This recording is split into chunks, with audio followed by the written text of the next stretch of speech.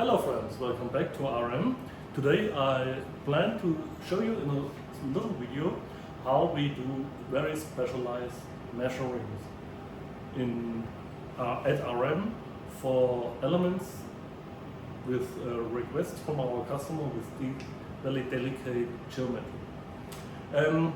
What we have here is a 3D coordinate measurement machine, and it's all prepared to show you what I want to show you later.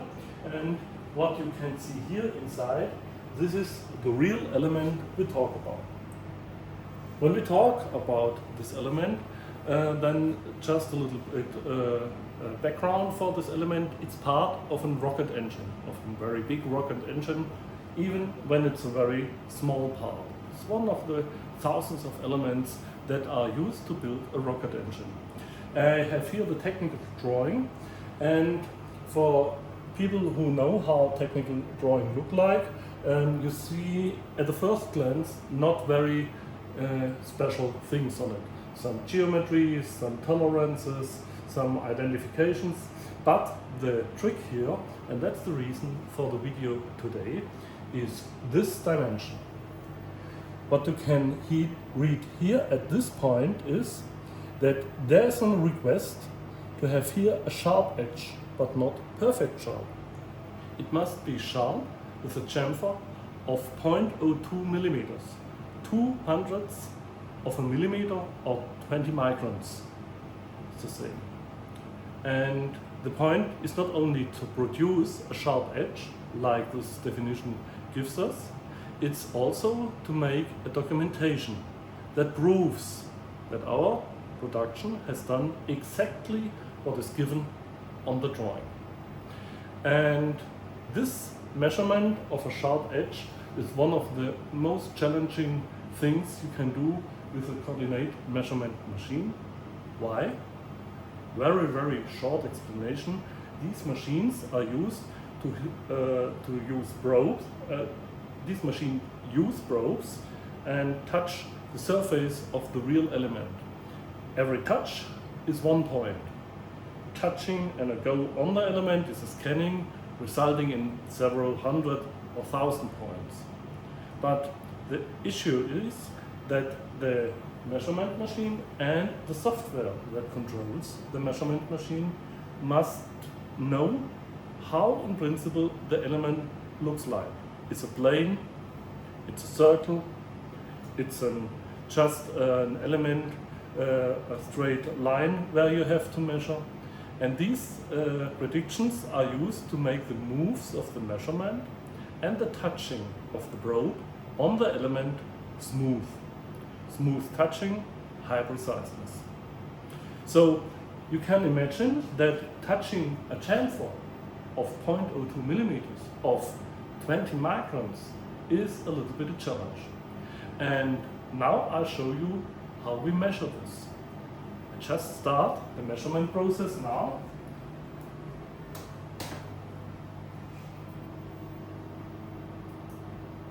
And now the measurement machine moves.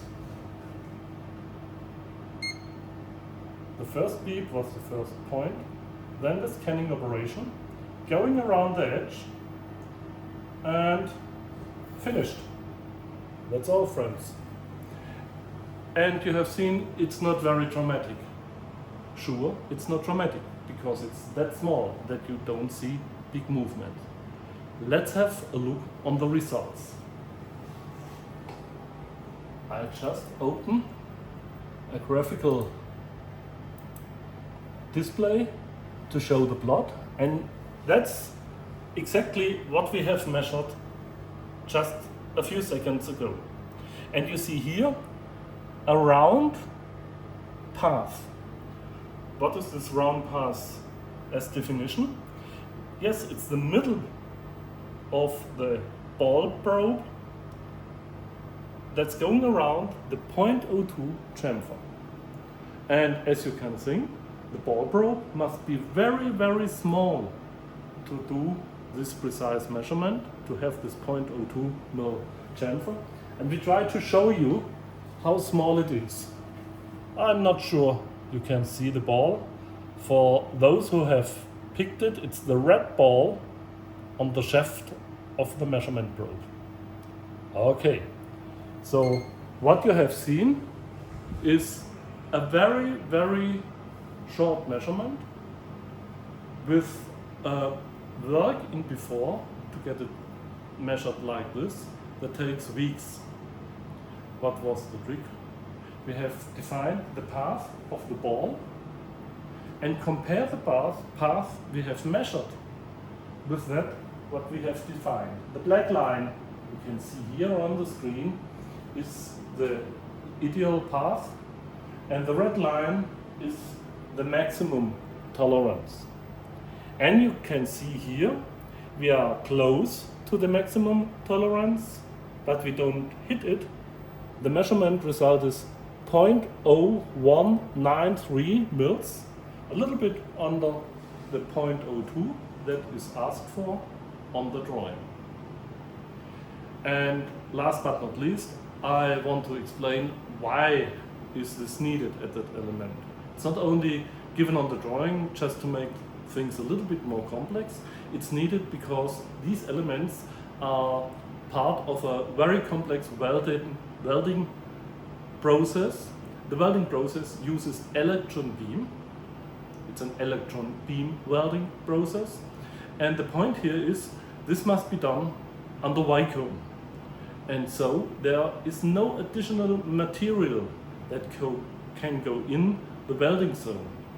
So every chamfer we have on the element results in missing material at the weld seam.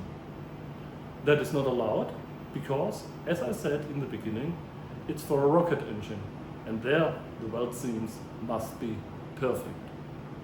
So friends, that's all for today. A little bit a glance into our very specialized way we find solution for our measurement task. See you and have a good day.